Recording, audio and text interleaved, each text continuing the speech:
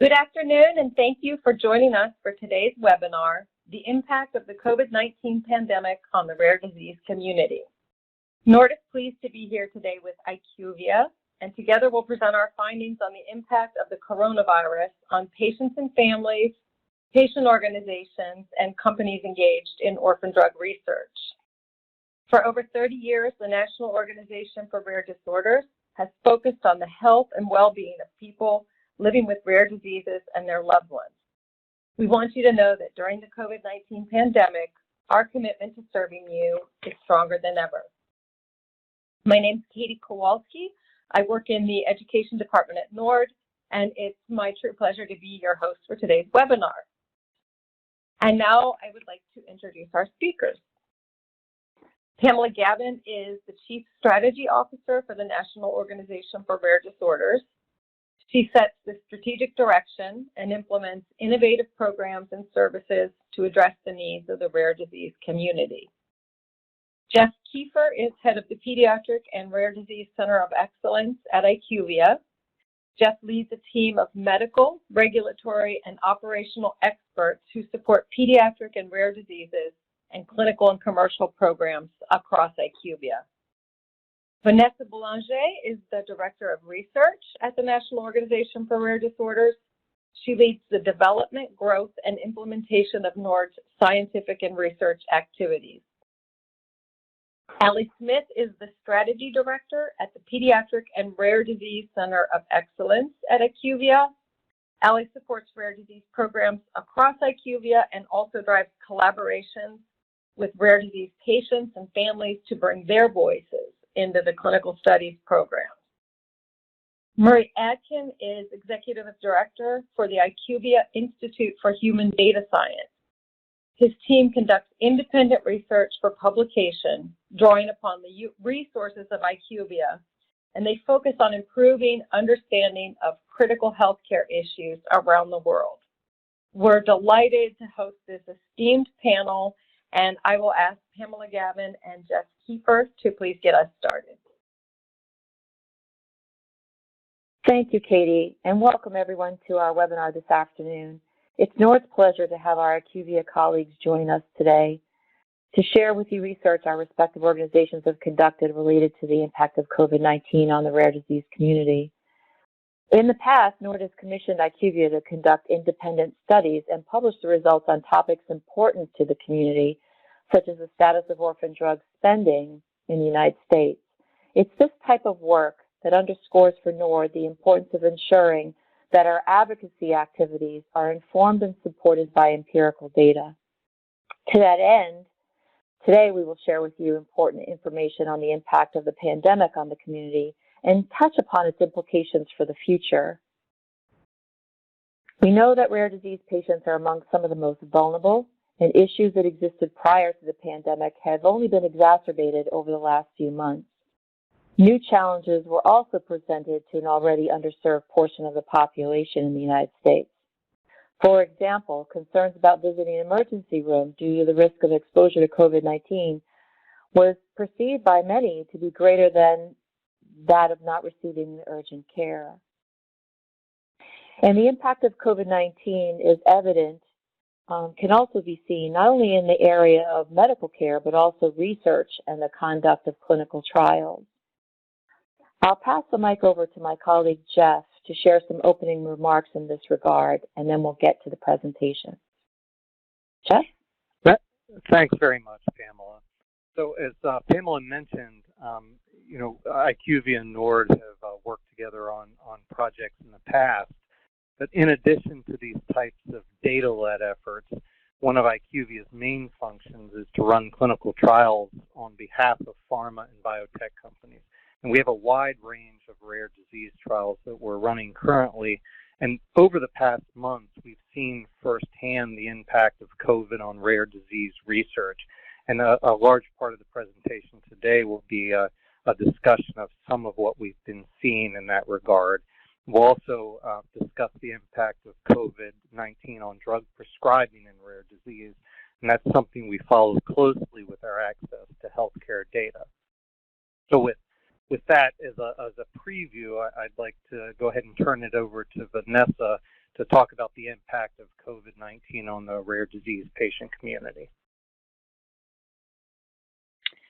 Thanks so much, Pam and Jeff, for getting us started today and for framing the topic for our webinar. And thanks to everyone who's tuning in to join us. We know everyone is balancing a whole lot these days, and we appreciate you sharing your time with us. I'm pleased to present some of the work that NORD has been doing to support the rare disease community during this challenging time as we're navigating the COVID-19 pandemic.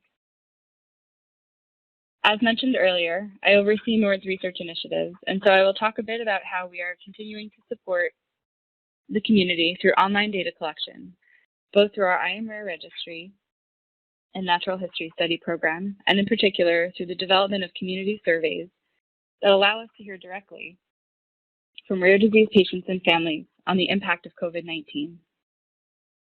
The information shared with us helps to shape NORD's response and helps us provide resources, information, education, advocacy, and services to the rare disease community.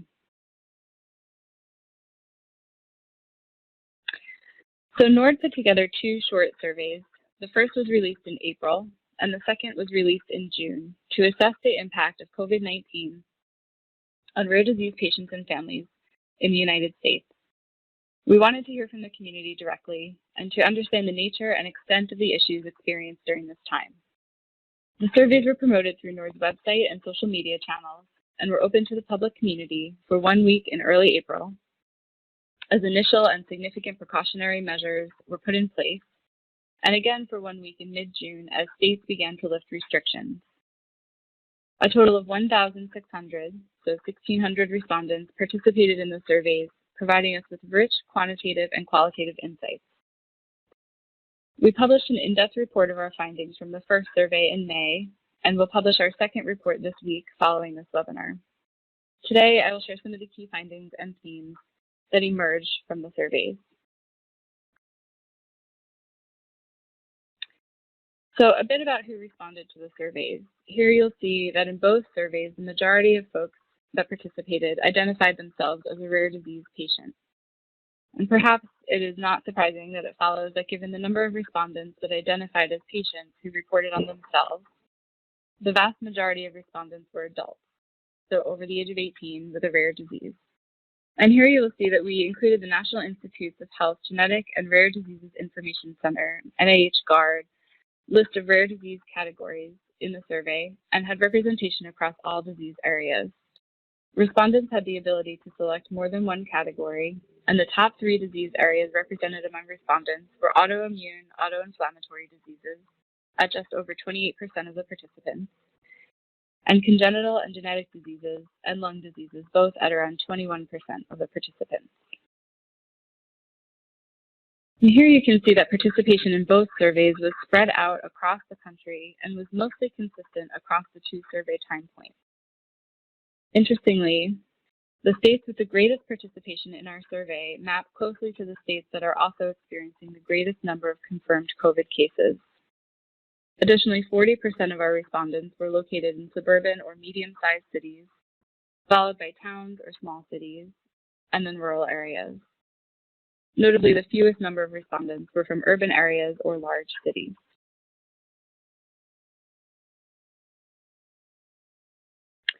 It is clear that the community is overwhelmingly concerned and impacted by COVID-19.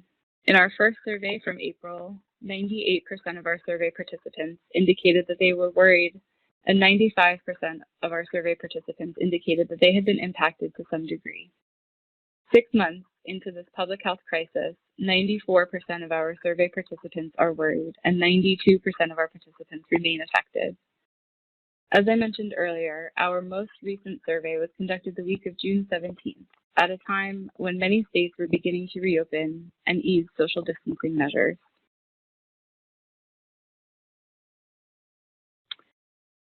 And while the sources of concern and worry were varied, a number of people raised concerns about safely accessing healthcare if or when needed, feeling unsure and worried about the timing of seeking care, so not seeking care too early or waiting too long, for example, medications being out of stock or back ordered, and concern about risk of exposure while immune compromised.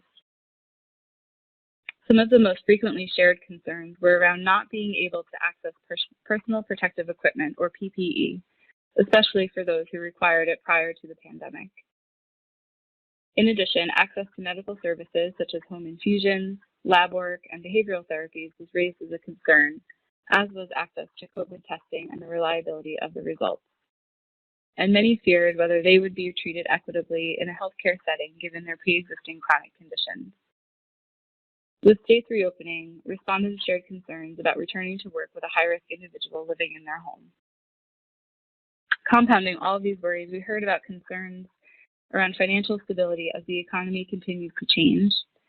Months of social distancing and lockdown measures have heightened feelings of isolation, which already is and was an experience for so many in the rare disease community, stemming from having a medical condition held by and understood by so few.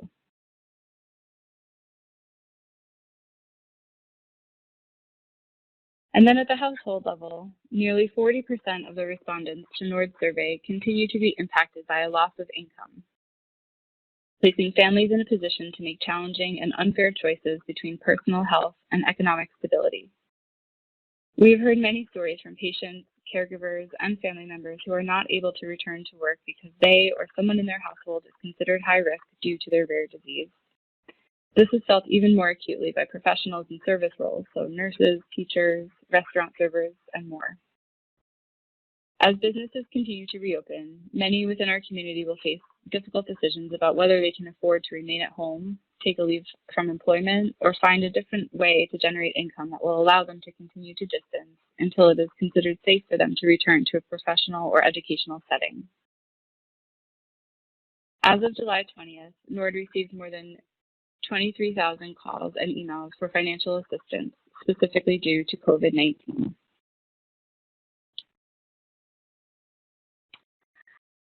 And rare diseases don't pause during a public health crisis, and our community has faced challenges to accessing both routine and specialized care. Overall, in June, 79% of respondents reported having had a medical appointment canceled, compared to 74% in April. Of those, 51% had a medical appointment canceled by their provider. 28% of participants canceled their own medical appointments, reporting significant worry over contracting COVID-19, stating that they felt fear over going to a clinic for routine care or postponing or delaying intervention or treatment for as long as possible. In addition, some folks reported that they were so worried that they did not go to the emergency room when it was necessary. Among the 15% of respondents who needed to seek emergency room care related to their rare disease, nearly 1/3 did not do so out of fear of contracting the virus.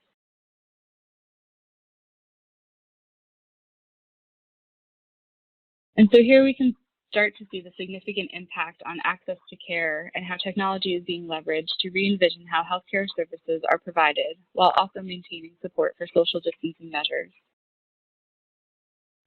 Amidst COVID-19 related disruptions to traditional modes of care, telemedicine has emerged as a bright spot for many people with rare diseases and a way to safely access medical care without risking exposure to COVID-19.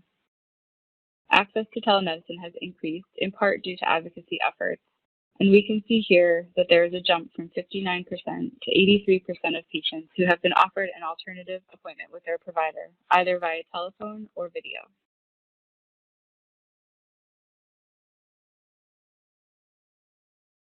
And to help provide a bit of additional context on the impact of telemedicine for the rare disease community, NORD asked participants directly about their experiences.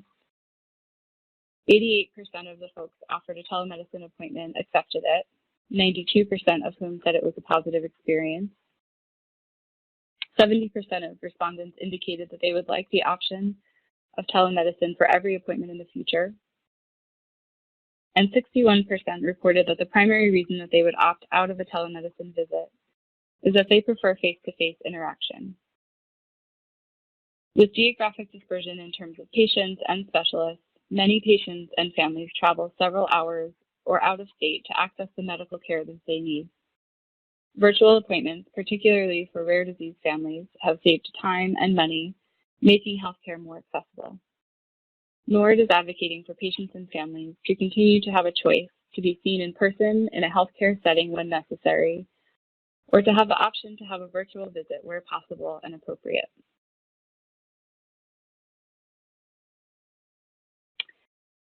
And finally, challenges related to obtaining medical supplies and devices were reported in 44 of the 48 states represented in the survey, and 62% of respondents stated that they were concerned.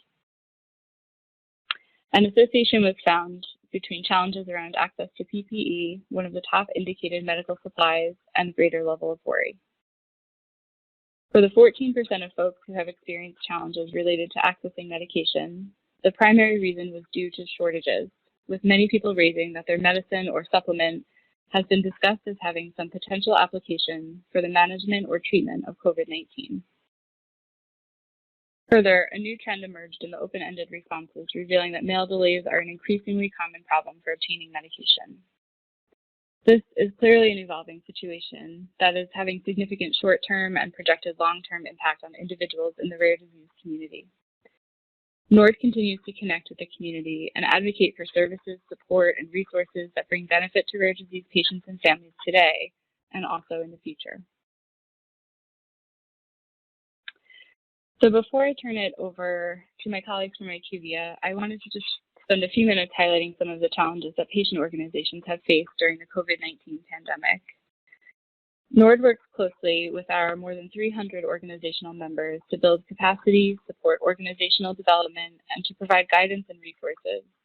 Working with our leaders, we wanted to better understand the impact being felt at the organizational level, which, as you might imagine, is significant and has resulted in uncertainty around the sustainability of programs, services, and the overall shape and focus of patient organizations.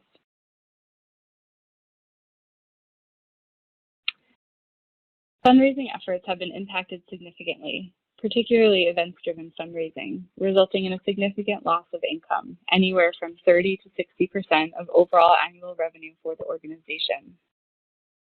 For larger organizations, as you can see on this slide, that may mean close to a $1 to $3 million loss. And for smaller organizations, the impact is just as significant and may mean up to a $100,000 loss in revenue. These losses not only impact operations, where difficult decisions may need to be made to cut programs, staff, or office space, but these revenue losses also translate to lost opportunities outside of the organization. For example, inability to fund research grants, research centers or collaborations, patient services, and the list continues. While our understanding of the COVID-19 pandemic evolves, there are real implications being felt at the individual, household, and organizational levels that cannot be overlooked. NORD recognizes the uncertainty and the challenges that our rare community is experiencing and is providing support to let you know that we are here with you. Thank you so much for joining us today. And on that, I'm so pleased to turn it over to Ali Smith from IQVIA, who will tell us more about the impact of COVID-19 on rare disease clinical research.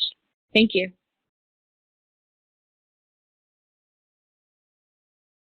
Great. Thank you so much, Vanessa, for sharing all that super insightful data.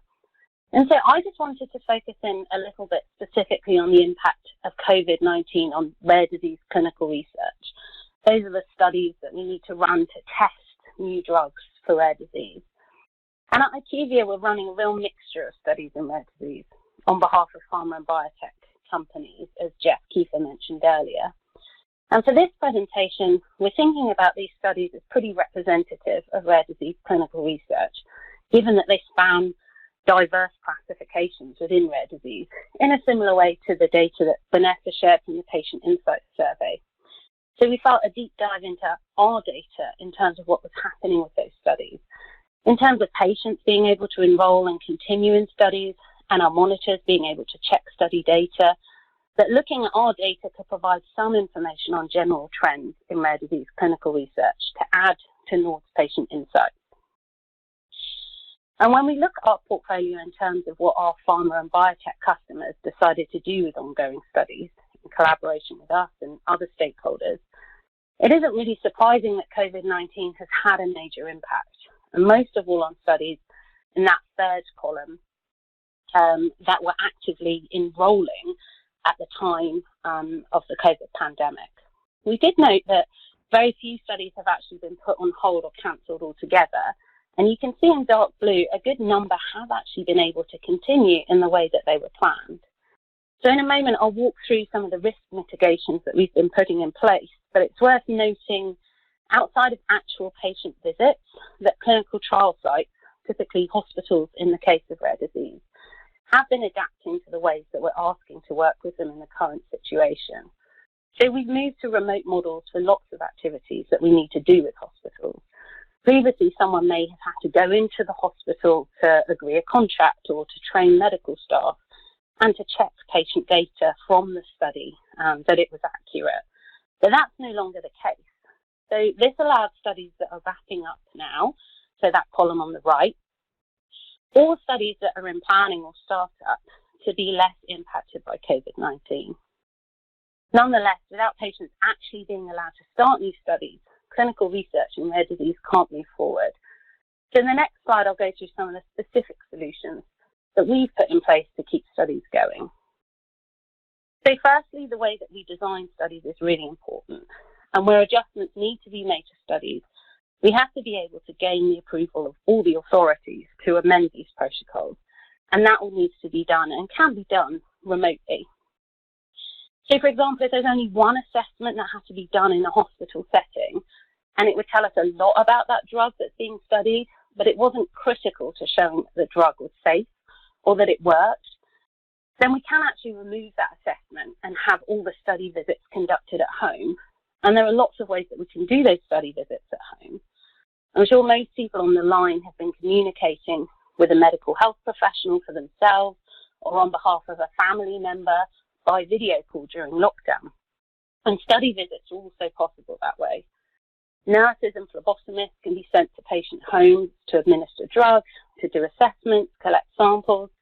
And some studies in our portfolio actually already have these activities in place, particularly where they were in immunocompromised rare disease patients or patients who are unable to travel long distances to sites.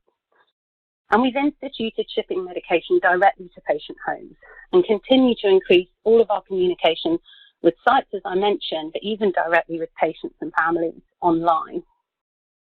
I think it's key here that we really bring in your voices, patient and family voices, into study design. That's so important anyway in rare disease to ensure that outcomes are meaningful, but in the new world even more so to ensure that rare disease research can continue in the face of anything. So now I wanted to share two case studies to show real examples of rare disease studies that have been able to continue during COVID-19. And this is a case study from a rare respiratory condition where adult patients were definitely at considerable risk from COVID-19. In fact, this patient population were already fairly isolated prior to COVID due to other infection risks. And all recommendations from all physicians have been for this patient population to stay home now. But this study was really complex with lots of procedures. They were all designed to really ensure we fully understood both the activity and safety of the drug.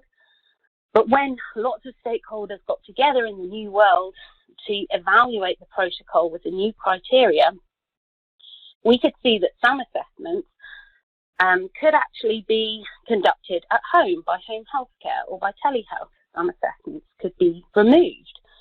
So these amendments were made to the protocol. They were agreed with all the important stakeholders, including those ethics committees that we have for each clinical trial site. And they were deployed extremely rapidly. Drug was shipped to homes, and patients themselves were asked to fill out their own data for some assessments. And all of these changes allowed the study to continue through the pandemic and ensure that no data was wasted. We also have another case study of a gene therapy for a rare inborn error of metabolism, where a patient was identified in another region of Spain from the site in the hospital that we were working with. And this was at the height of lockdown. So the team worked round the clock to secure local government, national government, and hospital approvals for travel, to secure a rental property because no hotels were open, and to cling to new COVID-19 protocols, all while organising travel and logistics for this study. At this point in Spain, children weren't allowed to leave their own houses, even for exercise. And I personally found this drive by everyone involved to have this patient get a potentially life-saving treatment really inspiring. Nonetheless, when we look at our portfolio, it is clear from the data here on the slide that rare disease patient visits in clinical trials have declined across the world. And this is due to a combination of some sites not allowing patient access, some families not being comfortable with attending sites, and also some physicians and patient advocacy groups producing guidelines for their specific indication, recommending that patients and families stay home. The green line does indicate that rare disease patient visits, while trending downward until recently, weren't actually quite as impacted as our total portfolio across all disease types, which is shown in blue. And they do look to be recovering slightly more quickly. Signs of recovery in other countries are really important. Many of the studies that we run on behalf of pharma and biotech in rare disease are global. And if a study is completed in Asia or Europe, that drug can still absolutely be made available to patients in the US and other countries. So us continuing to monitor the global picture to allow rare disease study continuity will absolutely be important. But of course, research should still continue in the US. And so we dug a little into the state-by-state picture to see if we could find some patterns around patient access to site. We found it was variable not only on local lockdown conditions, but also on indications and studies that were running in each state. I think my main message here is that we're unlikely in the near term to find pockets where rare disease research can thrive, and particularly in rare disease, we want and need patients from all over the country to participate, given how few and far between patients are. So deploying some alternative study solutions, like we've discussed previously, is really ideal for future drug development in rare disease. Often, however, hospital visits are necessary or they're wanted by patients and families. And one of the things IQVIA can do is reduce the number of people at the hospital unnecessarily to avoid increased infection risk. The sites you work with have been willing to allow our study monitors to check patient data electronically rather than in the hospital, meaning that no data have been generated by patients before or during lockdown that will be wasted. And as you can see in this graph, site willingness to allow these CRA visits has increased significantly since March. So overall, the rare disease community has some tools to adapt to the new world and continue testing new drugs for rare diseases. And we hope to partner with you to continue rare disease research and finding new treatments for you, the families that are impacted by rare disease. Thank you, and now I'll hand over to my colleague Murray Aitken from the IQVIA Institute, who will be discussing the impact of COVID-19 on prescriptions of drugs for rare diseases. Great, thanks, Ali, and thanks for the opportunity to share some perspectives with all of you. I want to take just a quick look at how we see the use of medicines for rare disorders, how that's been affected this year by the pandemic. And we're going to look at this through the lens of prescription medicines and their volume that's tracked by IQVIA and reported on a weekly basis. And this data covers both prescriptions filled at the retail pharmacy as well as the use of medicines in hospitals or clinics. We've focused our analysis today on those drugs that have one or more orphan drug indications from the FDA, but we're excluding drugs that also have a non-orphan indication. So we're looking at the cohort of orphan-only drugs, as we refer to them. Here we're looking at the weekly volume of all orphan-only drugs from the beginning of January this year through the week of July 17. So the solid line is showing the total volume of all medicines, and the dashed line is the total volume of all of the orphan drugs. So when we look at the all medicines, the solid line, we see a fairly steady volume in the January-February timeframe. Then that steep rise in mid-March, that's when a lot of patients accelerated their refills in anticipation of movement restrictions, which were imposed later on in March. So that represents sort of more than a 30% jump. And then there was a big decline down to about 80% of the pre-pandemic level by the middle of April. And then from the later part of May, except for that blip, which is the Memorial Day weekend, we see a rise back to about 90 to 95% of the pre-pandemic level. So that's been the pattern so far through the middle of July for all medicines. And then if you look at the dotted line here, you can see that the volume of orphan drugs, the impact has been more muted. That smaller rise in mid-March, less of a decline after that, and a more modest recovery at the higher level, though, through the middle of July. So that's the total view. If we look now on this chart at the retail volume, so this is drugs that are being dispensed through retail pharmacies on the left-hand side, and on the right-hand side, drugs that are being used in clinics or hospitals. And there's some slightly different patterns here. On the left-hand side, the retail side, that's about 70% of orphan drug volume flows through retail channels. You can see that the retail side was less affected by the pandemic than the non-retail side on the right-hand part of the chart. So, for example, in that jump in volume in mid-March, the orphan drug volume going through retail channels was about 19% higher than the baseline.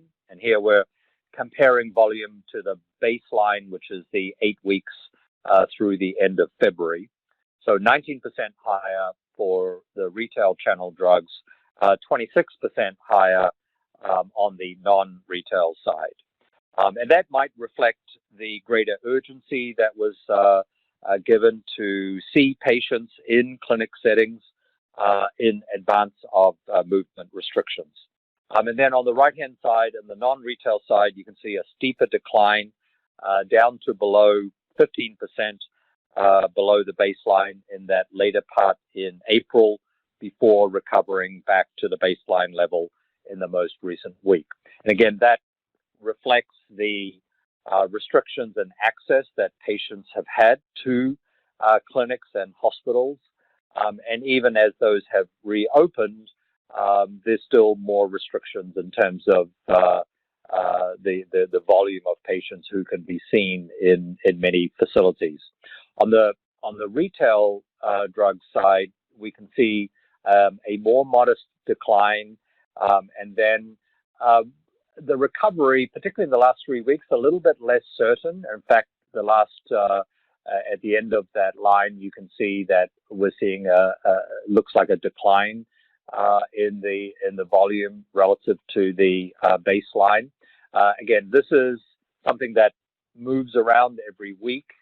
It's complicated now by the fact that in some parts of the country, we're seeing the reopening slow down or indeed retreat in some respects. So this is something that does need to be tracked on a weekly basis. The third slide I want to show is really just a view of new therapy starts of orphan drugs that are being dispensed through retail pharmacies.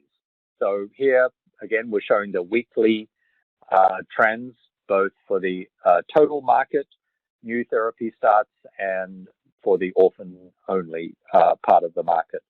And the key point here is that for the orphan drugs, we've seen a 17.5% decline between the end of February to the middle of July in terms of the absolute number of new therapy starts that were prescriptions filled for the first time for a particular condition for a patient that has an orphan drug indication.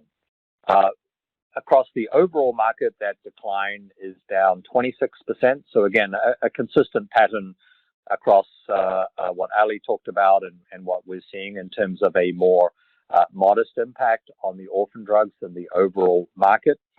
Nevertheless, a 17.5% decline is still very significant. You can see it's been coming back up in the recent weeks, but still quite some way from that baseline period.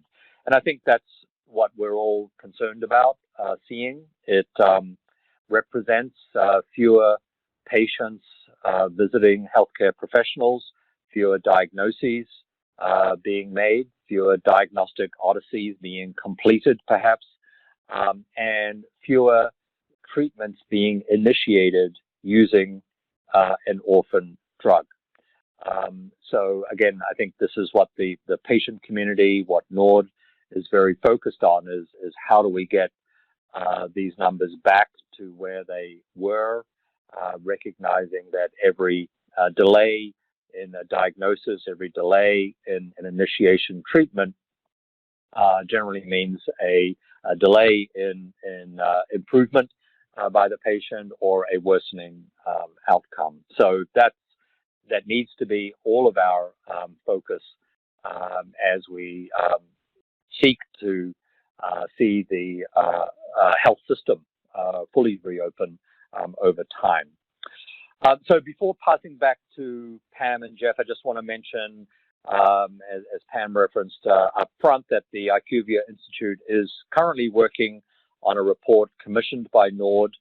This is going to provide an update with our latest data on recent orphan drug approvals and launches. We're looking at the annual costs of those medicines, the number of patients who are receiving them, also looking at that number of patients being treated with available drugs relative to the total estimated prevalence of the disease. And all of that's intended to put orphan drugs in context relative to specialty drug and the drug market overall. We have a target publication date of early September, and we hope that this will be helpful in building up the understanding of the orphan drug market dynamics. And we will also be including some updated data on the impact this year of COVID-19 and its impact on the use of orphan drugs. So with that, let me pass back to Pam and Jeff. Great. Thank you very much, Murray. So in the last few minutes here, Pamela and I wanted to spend some time talking about how the response to COVID-19 may ultimately bring some really positive changes to rare disease patients, both in the clinical trial space and more broadly in clinical care. And to start off in the clinical trial space, I think in Ali's presentation, she mentioned this idea of bringing the study to the patient as a solution to minimize the impact of COVID on clinical trial participants. So doing whatever we could in the patient's home as opposed to doing it at the site. And, you know, in reality, many people have been advancing this idea of virtual trials or decentralized trials as an important idea in rare disease well before COVID, because it can really greatly reduce the burden of participating in a trial, especially for patients that have mobility issues or for families that live far away from sites, which is often the case in rare disease. But the response to COVID that Ali talked a bit about has really sped the acceptance of this decentralized model.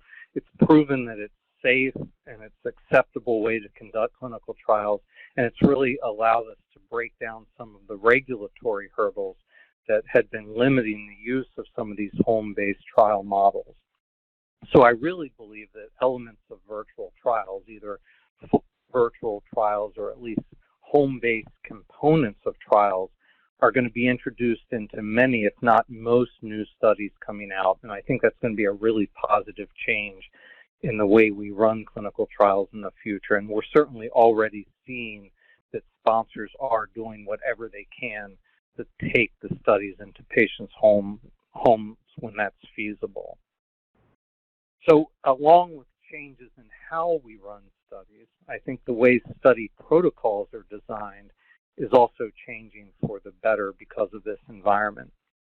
So we have been seeing over the past several months many sponsors, as a result of worries about recruitment during this pandemic, coming to us to try to figure out ways to reduce the number of patients they're going to need for clinical trials, especially in pediatrics and rare disease, where recruitment for clinical trials is often difficult already. And so we've been employing statistical modeling approaches, making use of existing data that's already out there in the real world to build protocols that require fewer patients and particularly require fewer patients in placebo or the no treatment arms. And the end result of building these kind of new types of protocols is that these streamlined studies will be able to be conducted in shorter amounts of time and speed the approval of rare disease medications. And this is not a new concept. This has been talked about for some time also, but it's been the pressure exerted by this pandemic that has been causing these strategies to be more standard, more accepted by sponsors, and importantly by regulatory bodies. So, moving forward, I think we're going to see these new approaches being used in building protocols to reduce patient numbers, reduce the need for placebo groups, and really to help bring medications to rare disease patients more quickly than ever before. So, and a third kind of important lesson I think that COVID has taught us in clinical trials is that many of the protocols out there are not as practical as maybe they should be. And I think Ali mentioned, that we evaluated protocols for adaptations to COVID, and often we were able to eliminate visits, eliminate assessments without impacting the primary goal of the study. So I think it's clear that we as a research community really need to be focusing more on very relevant assessments and endpoints in clinical trials to the exclusion of some of the other nice-to-haves that we often build into protocols. And I think to do this, we absolutely need to be bringing patients and families into that discussion more than we currently do, to be sure that the protocols are practical for families to accomplish and that the studies are really addressing the primary issues and endpoints that are going to make a difference in patients and family lives. And again, this isn't a new idea, but it's something that COVID has really focused attention on the urgency and the importance of getting the patient voice into the clinical development process to really create relevant and doable protocols. And finally, just kind of as a general observation, I think COVID has shown us some of the weaknesses of our healthcare system here in the U.S. But on a positive note, COVID has certainly been driving the advancement of telemedicine, and Vanessa touched on that in her discussion. People have suggested that we have advanced telemedicine by 5 to 10 years because of the need to do it during COVID, and I think that will be a very positive change moving forward.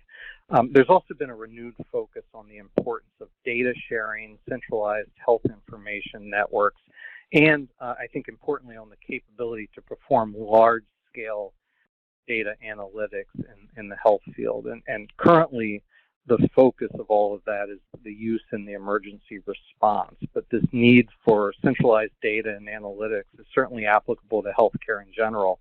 And I'm hopeful that the renewed attention on addressing the need currently could ultimately improve healthcare for all of us.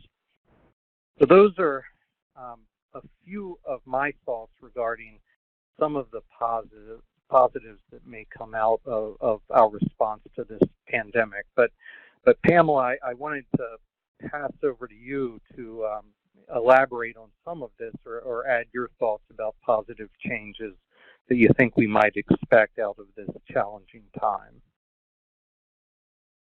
Thanks, Jeff. I completely share your observations and agree with you. And what I find really interesting is perhaps the rare disease community can help set as an example and drive some of this evolving change in how we continue to improve and enhance protocol design and the decentralized execution operations of clinical trials. Because, just by virtue of the fact that we're dealing with small populations of people dispersed around the country and around the world, the rare disease community, patients, caregivers, and patient organizations have had to work with those kind of isolating challenges, if you will, and are often on the forefront of spurring research through the development of registries and natural history studies to try to create a data sharing opportunity, if you will. And many of them are hopeful that the learnings that come from those activities will inform protocol design. Clearly, those communities that are engaged in this kind of remote engagement in research and data sharing are also probably much more likely to join in and I shouldn't say join in, but adapt to or be willing to participate in more decentralized clinical trial engagement participation. So I think this is an exciting opportunity for us within the rare disease community to take advantage of these things that have happened in a way that's positive for the community at large, and not just all the stakeholders that are here to try to improve the lives of people living with rare conditions and their families. So couldn't agree with you more. I think this is an opportunity, Katie. We have some time left. We were hoping to have some time for some questions. So I think Jeff and I are ready to pass it on back to you. Okay, indeed, yes. And thank you all for those unique and, that really timely information on the impact of COVID in the community, on drug development, drug sales, and initiation of therapy. So yes, we've been collecting questions during the registration, and a number are coming in during the live webinar. We'll try to get to as many as we can. We won't get to them all, but if we don't get to your question, you please feel free to email us at education@rarediseases.org, and we will try, and you can also add questions in the post survey, and we will try to get back to you. So one question I want to ask right at the outset that's come in is, what is an orphan drug? I know all of you are qualified to answer that one, so I'm gonna toss it out for whoever wants to jump in first, because I think we need to set the stage with that one. When we look at orphan drugs, we are looking at those drugs that have received from the US FDA an orphan drug designation, which is typically granted for drugs treating an indication for which there's a patient population estimated to be fewer than 200,000 in the United States. And that's an assessment that the agency undertakes. So that's the definition that we use. I don't know if Pam wants to add anything to that, but that's the basic definition. Yeah, and Murray, this is Jeff, and it's just in Europe they use a slightly different number. They use a disorder affecting about 1 in 2,000 patients. But yeah, right. Yep. Great, thank you. So Jeff, if we could move on to you. Next question is, do you worry about the integrity of data that is being collected by remote monitoring? So thanks. That's a good question. So, I don't is the simple answer. That we have put into place extremely robust procedures for remote monitoring. It's made much easier by the ability to use electronic medical records and coordinate closely with the study coordinators at the sites. And so, remote monitoring is part of what we often do on trials anyway.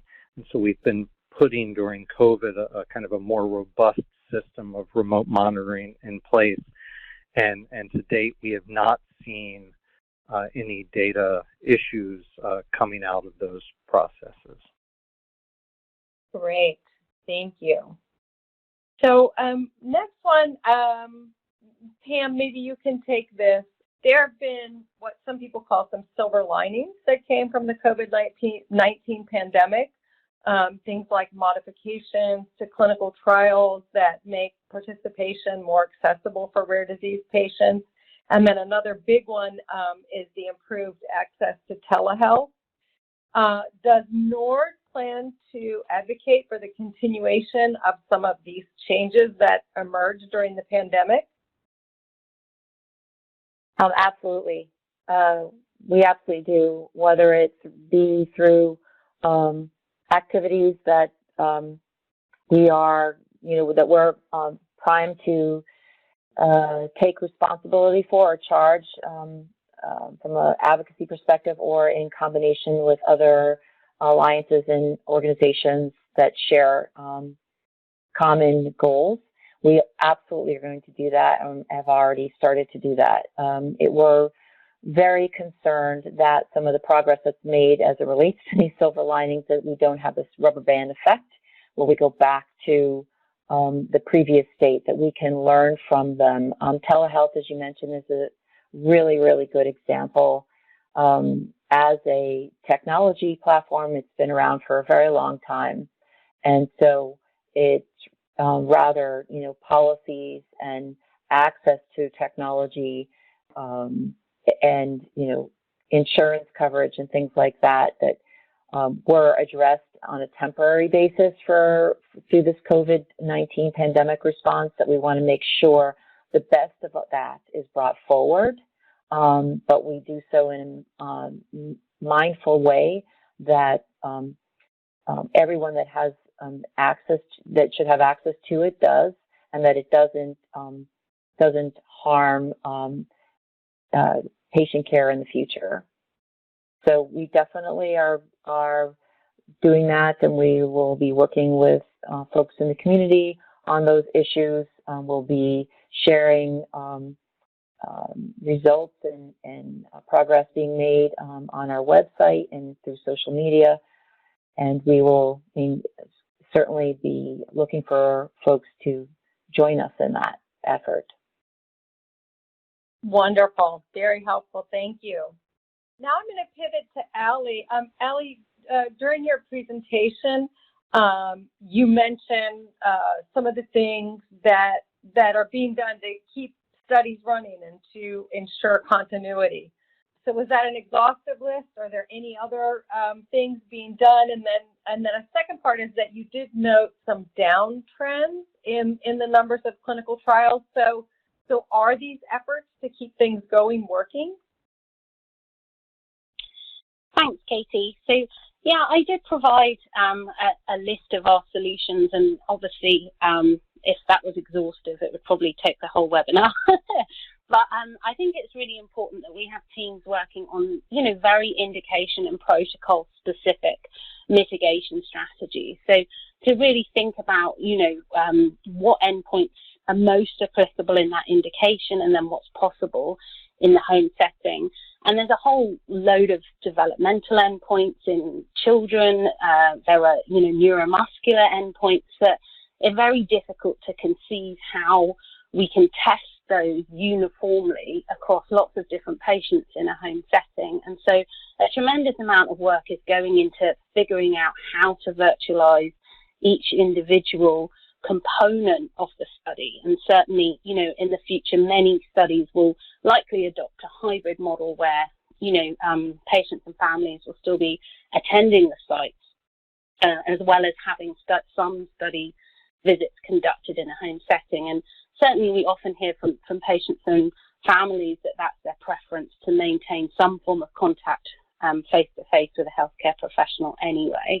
But certainly, for each indication, I would say there's probably unique risk mitigations that we can put in place.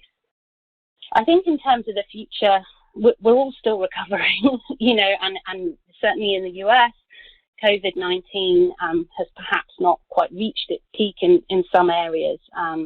So I think it's important to note that, the 3 to 4 month huge impact that COVID-19 has had in different territories, we are starting to see a lot of easing, as I mentioned, in China and Europe, in other parts of Asia, and you would expect signs of recovery to follow in the US and South America. The demand for rare disease clinical research hasn't gone away, and typically our studies are long in order to be able to, identify enough patients within that time frame. And so I do believe that rare disease research will continue and will not be, in a very long-term view, hugely impacted, or certainly that's our hope, and that's very much what we're working towards every day to achieve. Great to hear an optimistic outlook, and I sure hope that pans out to be correct, and obviously much more yet to unfold and to follow. Next question, maybe Jeff or Pam could take. Are there any specific rare disease patient communities that have been heavily impacted by COVID-19 infection rates?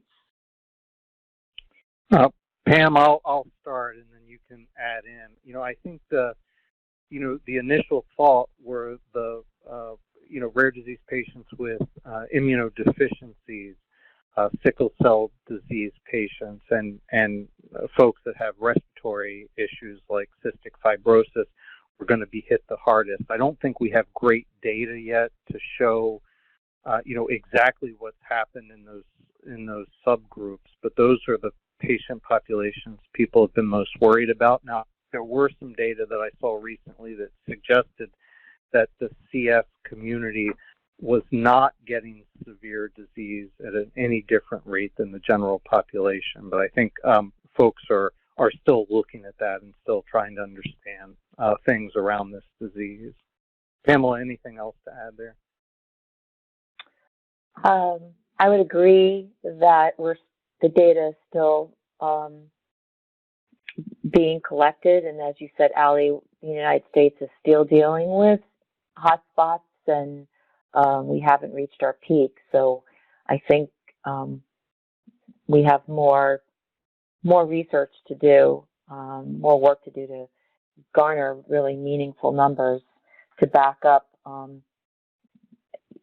specifically what you've said, Jeff. But early on, we were most concerned with, the immunocompromised groups, because we knew, even through the research that the surveys that we had done, that they were the ones that were most sensitive to the PPE shortages.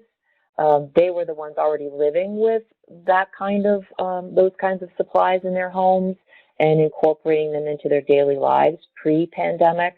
But we're going to be very interested to see, what the real data shows and how that aligns with what we thought was going to be the case early on. Great, thank you. We have so many questions and so little time. Unfortunately, we are somehow already at the top of the hour, and we're going to need to close. After this webinar, everybody's going to receive a short survey. We encourage you to complete it because it helps us to develop future webinars. And I'd like to thank each and every one of you for joining us. As we move forward with the NORD and IQVIA collaboration, we will truly welcome your involvement. There may be more webinars like this one today, and we will announce them broadly and hope you'll join us. So thank you again, and enjoy the rest of your day.